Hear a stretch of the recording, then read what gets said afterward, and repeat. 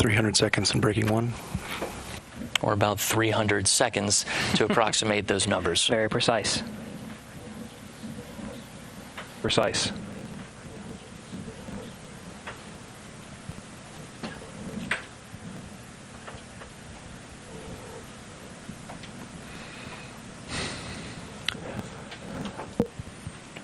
Josh, after those final series... Thrust to weight is 1.7.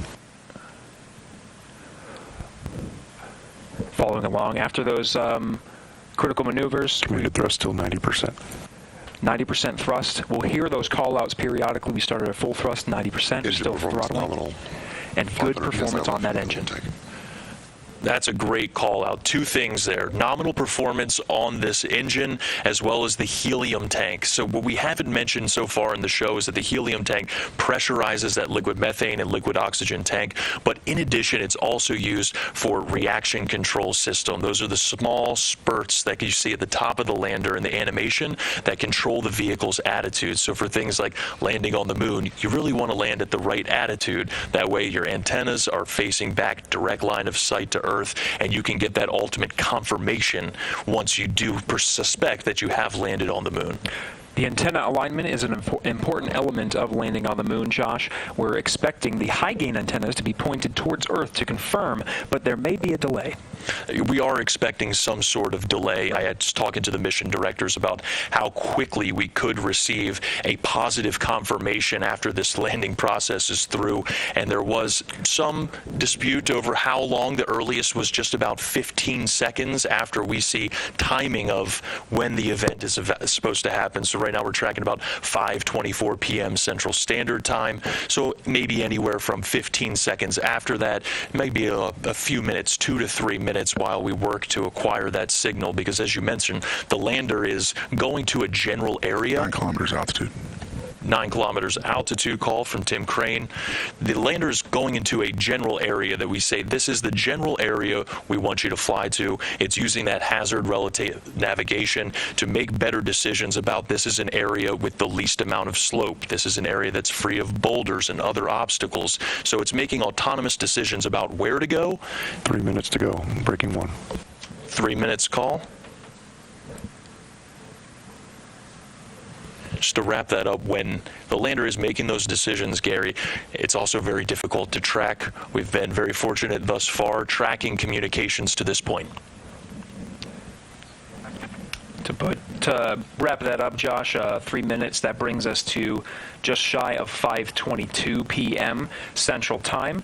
We should hear that the power descent and initiation burn is complete. Then we'll begin the next series of maneuvers to get us towards vertical and terminal descent. It starts with pitch over.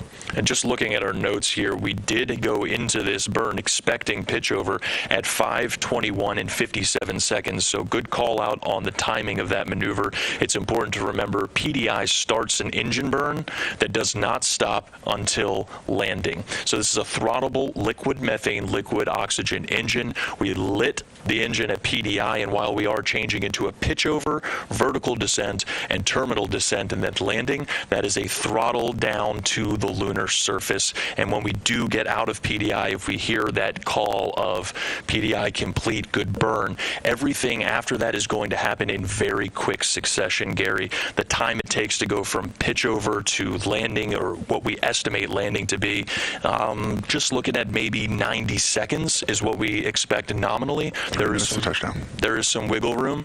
3 minutes to touchdown call from the mission director. For an on-time landing, that sets us a little after 5:23 p.m. Central Time. Right, our notes going into this burn, 5:23 and 25 seconds.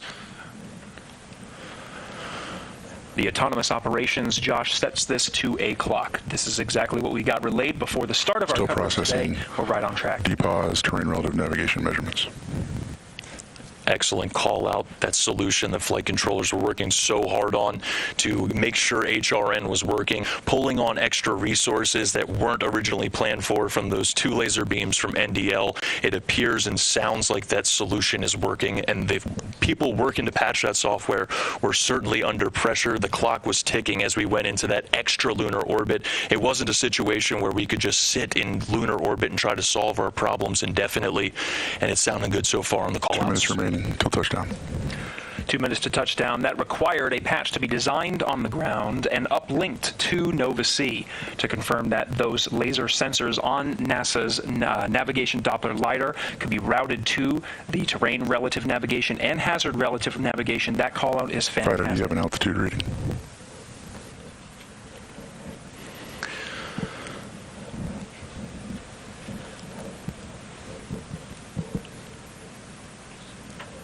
Standing by to see if we can get an altitude reading from Fido here. That's Flight Dynamics Officer Sean Stewart on Blue Team.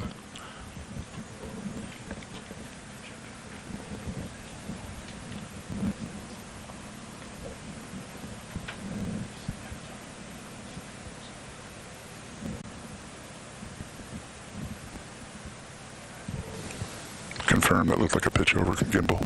Let's do it. Sounds like we have some data that confirms pitch over. This starts the HDA process. That's hazard detection avoidance. Throughout this show, you've heard Gary and I talking about the problem that was attempted to be solved in lunar orbit, making the decision to not only postpone the show. NDL indicates altitude of 1,000 meters.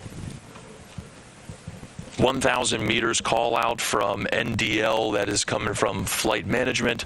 This is a system right now. NDL was not intended to be the primary landing system on this. Instead, we're using 2 laser beams from NDL and feeding that into that hazard detection and avoidance system that you see on your screen right now, with the lander making autonomous decisions about where it wants to land. That is generally Less than 1 minute remaining to touchdown. less than 1 minute remaining for touchdown. And again, that's the time of touchdown. It may take some time to actually confirm the status of the lander. And in this process, we do have a deployment of Eagle Cam attempting to take the third-person images of Nova C going down to the lunar surface. We are inside of 1 minute, Gary.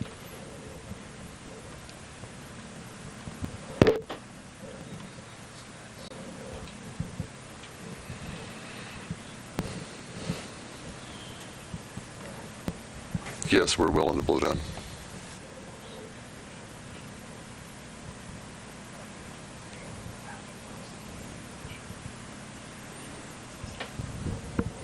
And we're tracking here in the broadcast booth. The clock has reached the expected. May take a minute for comms to reestablish. Stand by. There it is, mission director beating us to it. We've reached the expected time of landing, but now is the process of waiting for comms, and we are in standby mode, as you heard it from the mission director, Dr. Tim Crane.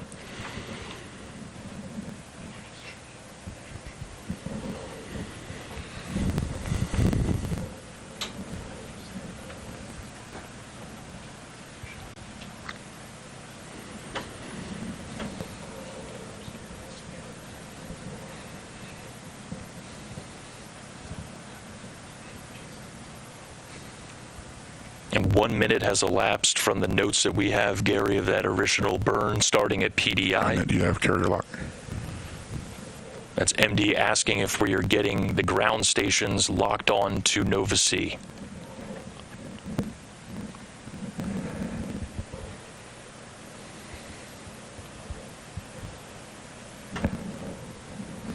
That carrier lock call, Gary, we expect that to come from GroundNet or COM. That conversation possibly not happening on our public channel that we have access to. We're just standing by to hear that come through the channels as we approach almost 2 minutes since we estimated the landing time. We did get a few call outs on the side, folks coming into the room saying there was about a 2-minute forgiveness in our timetables. We are checking our antenna reception. Checking antenna reception.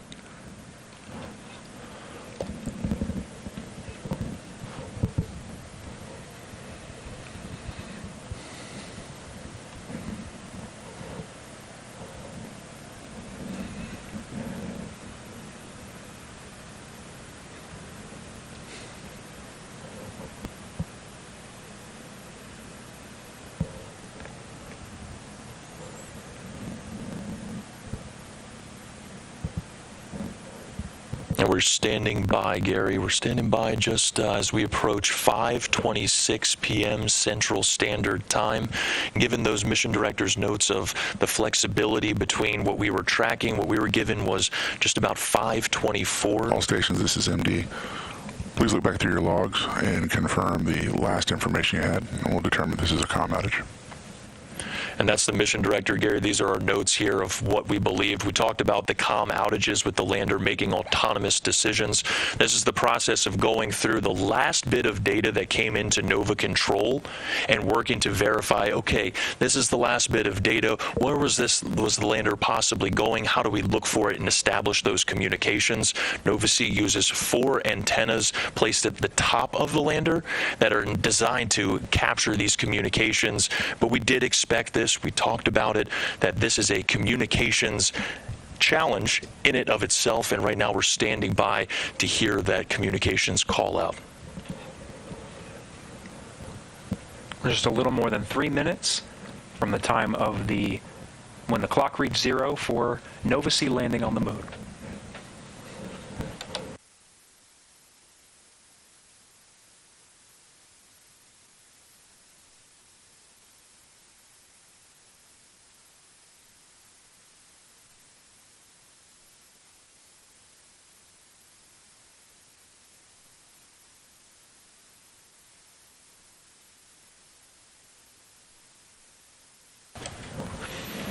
And we just checked with our team here in the broadcast booth, decided to let's stay on this. All the chatter we are not hearing on this public channel, Gary, all things indicate that we are working to solve a possible communications challenge in this moment. So we're going to continue to stand by. For those following along. MD Prime on IM1. Go for Prime. Yeah, I guess you polled the room looking for states, and we're going to go ahead and cycle the ground transmitter on Goonhilly and do some RF sweeps. Is that your plan? That's correct. Roger, copy.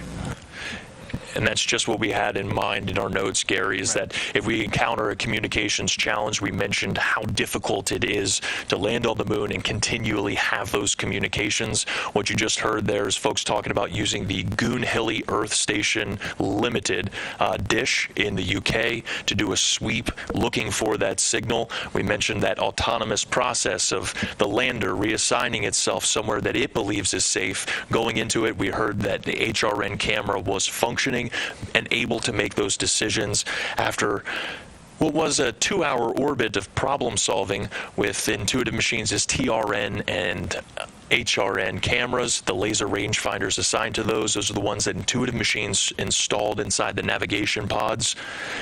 The laser rangefinders were not activated. We went to NASA and asked to use 2 of the laser beams on the navigation Doppler LiDAR. That's right. And spent 2 hours in orbit. Team, we're going to confirm our pointing vector with our antenna for post-landing. Yep. We spent about 2 hours in orbit to solve that problem. We got good readings on the way down. And right now, we are working to confirm communications on the surface of the moon, roughly around the Malapert A region. That is the South Pole region of the moon. That's right. What we do know is the power descent initiation. We were following along in the status calls. We executed a pitch-over maneuver, and we're counting down the clock to a landing time of 5:23 p.m. Central Time.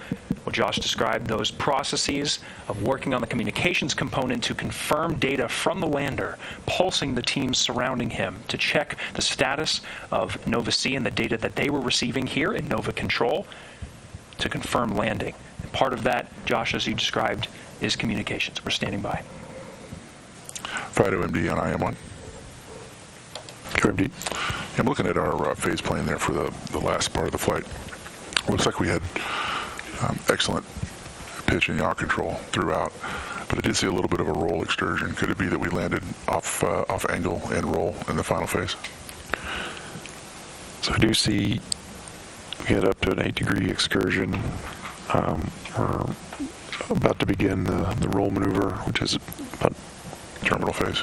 The terminal phase, which is a large roll maneuver to get to landing attitude. That's the last data point I have. But up until that point, we were really totally solid. Right, so terminal phase begins at 30 meters? Or post-HDA? Post-HDA. Post-HDA. 400 meters. Very good.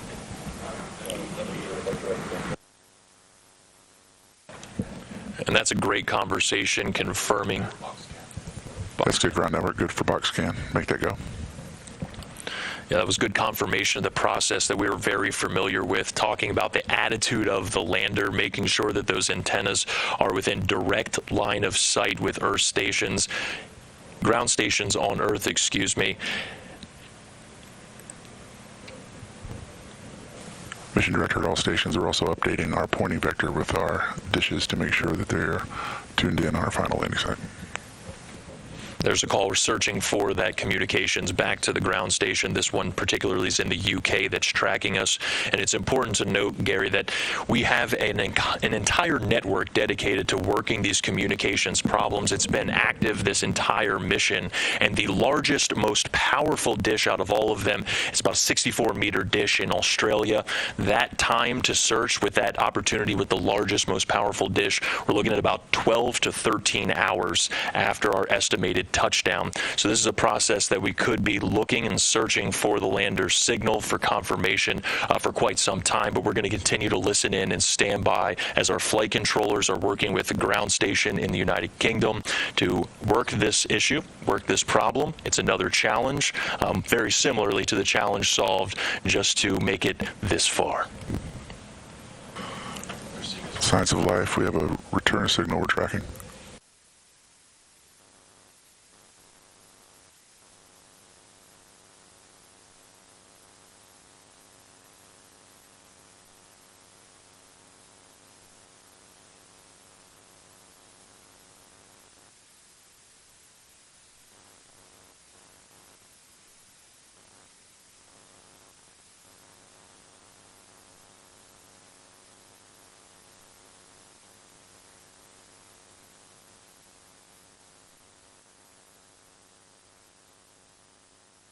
We have an onboard fault detection system for our communications that after 15 minutes with lack of communication will power cycle the radios, and then after that for another 15 minutes it will then switch antenna pairs. So we have some time here to evaluate. We do have signal that we're tracking, so we'll see what happens. There's a great call out about the autonomous systems installed on our Nova C-class lunar lander named Odysseus. The process he's mentioning, Gary, is very similar to the one that we were preparing ourselves for at AOS, to where the lander has systems in place to recycle its antennas, to switch antenna pairs, and that was very similar to what we thought we were going to need to do after acquisition of signal. When we separated from the second stage of the launch vehicle, if we made it to a certain point, the lander was autonomously programmed to start taking matters into its own hands, and that was the information that our mission director, Dr. We're not dead yet. gave out. We're also not dead yet.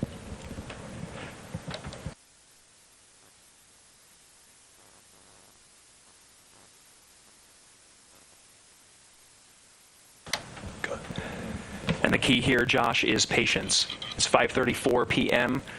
Mission Director Tim Crane confirming that it could take 2 phases of 15-minute increments to confirm the status of the landing. So we could be here, and we'll stand by and monitor as Nova Controls continues to work this issue. Yeah, tense moments inside of mission control with the most qualified folks. We're picking up a signal from our high-gain antenna and transmitter. It's faint, but it's there. So stand by, folks. We'll see what's happening here. All right, we're going to continue to stand by. Let's keep this camera on inside of Nova Control. It sounds like we are getting some kind of faint signal. I want to send a series of commands to reactivate, make sure we're transmitting to keep the Aquasonics active.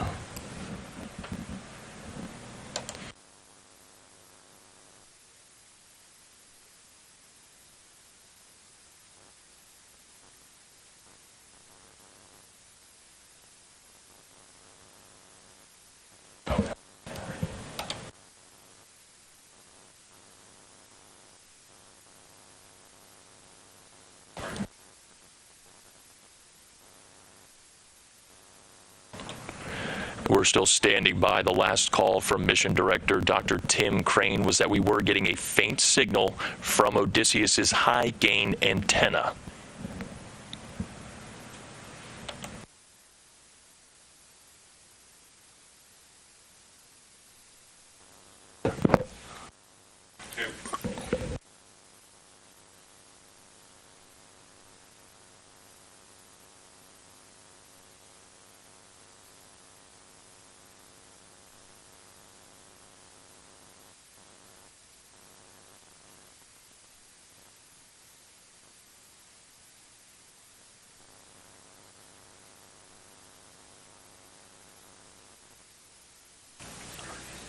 All stations, this is Mission Director on IM1.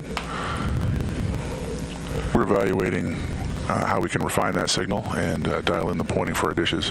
What we can confirm, without a doubt, is our equipment is on the surface of the moon, and we are transmitting. So, congratulations, IM team. We'll see how much more we can get from that.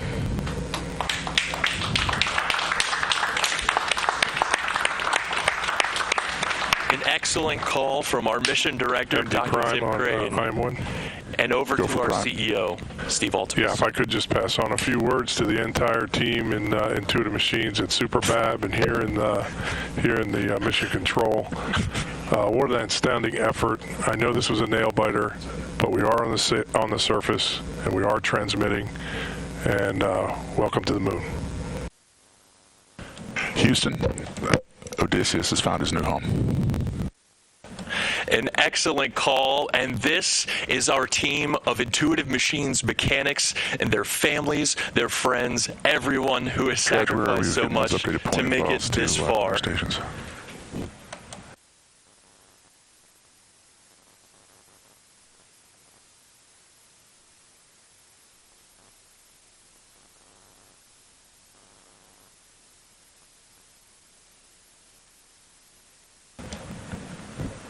How about that call, Gary? That was something else, a faint signal. Now it's time to work on refining that signal. But Dr. Tim Crane, our mission director today, making the call. Odysseus has a new home. It shows the disciplines of the flight controllers in Nova Control. They waited until there was absolute confirmation that there was a signal, and then that was when they took the moment to celebrate. We saw that it wasn't just the individuals in Nova Control that contributed to the mission. The contributions to enable the success of Nova C's landing on the moon stretches far and wide. We showed, of course, some of the folks watching there, but really it extends even farther than this. A wonderful and truly amazing moment to celebrate. The U.S. has landed on the moon once again. And to everyone, you mentioned it goes beyond just the folks that we saw on camera waiting and working through those tense moments, but their friends, their families, and everything it took to get to this point. We're still expecting an image. We expect that to come down sometime in the future, especially as we look towards some high-resolution images. Let's go ahead and it sounds like we do have a message we'd like to cut to. Can we have that message special for our folks, our employees, and folks watching at home? Hey, that's right. With Nova C landing at Malapert A, congratulations, like you said, Josh, are flooding into the teams that made this happen. Really sets a tone for the American leadership and the future of a strong lunar economy. So here's NASA Administrator Bill Nelson. On the 8th day of a 250,000-mile voyage, a voyage along the Great Cosmic Bridge from the launch pad at the Kennedy Space Center to the target of the south pole of the moon, a commercial lander named Odysseus, powered by a company called Intuitive Machines, launched upon a SpaceX rocket carrying a bounty of NASA scientific instruments and bearing the dream of a new adventure in science, innovation, and American leadership in space. Well, all of that aced the landing of a lifetime. Today, for the first time in more than a half century, the U.S. has returned to the moon. Today, for the first time in the history of humanity, a commercial company, an American company, launched and led the voyage up there. And today is a day that shows the power and promise of NASA's commercial partnerships. Congratulations to everyone involved in this great and daring quest at Intuitive Machines, SpaceX, and right here at NASA. What a triumph! Odysseus has taken the moon. This feat is a giant leap forward for all of humanity. Stay tuned. All right, thank you, Administrator Nelson. Again, Nova C and the United States has landed on the moon at 5:23 p.m. Central Time today, February 22nd, 2024. Congratulations to Intuitive Machines on the successful landing. Science and data gathering is already underway and will continue for roughly 7 days on the lunar surface, activating payloads and gathering important scientific data to help ensure future successes in Artemis missions. For more about NASA's CLIPS initiative, visit nasa.gov/CLIPS. Gary, it's been quite a journey for all of us at Intuitive Machines. Thanks to NASA for the continued support to enable today's successful landing, and of course, everyone at Intuitive Machines, their friends and family who made all of this possible. That will wrap up our coverage of Intuitive Machines' IM-1 mission. Thanks for joining us.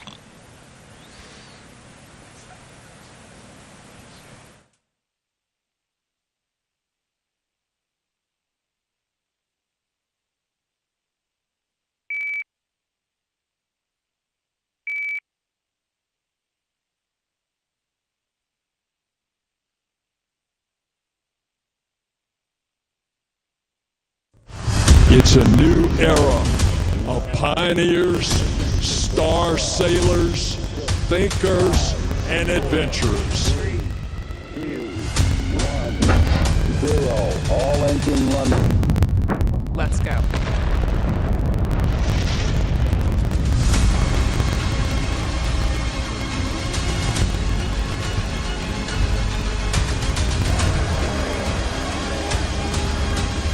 We have been given the scientific knowledge, the technical ability, and the material to pursue the exploration of the universe.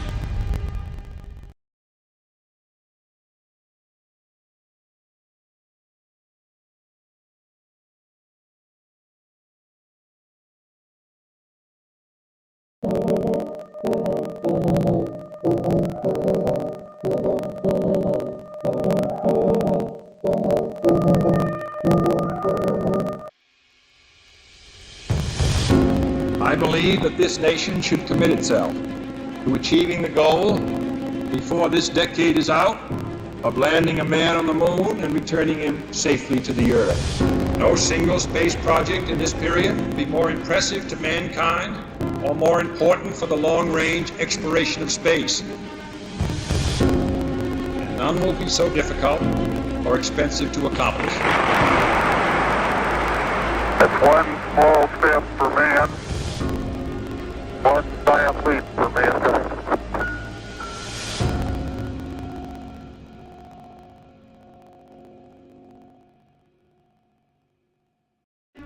It's important to remember that when John Kennedy made the commitment to go to the moon in 1961, the United States had a sum total manned spaceflight experience of one person, Alan Shepard, for a 15-minute, 28-second suborbital flight. If you add in the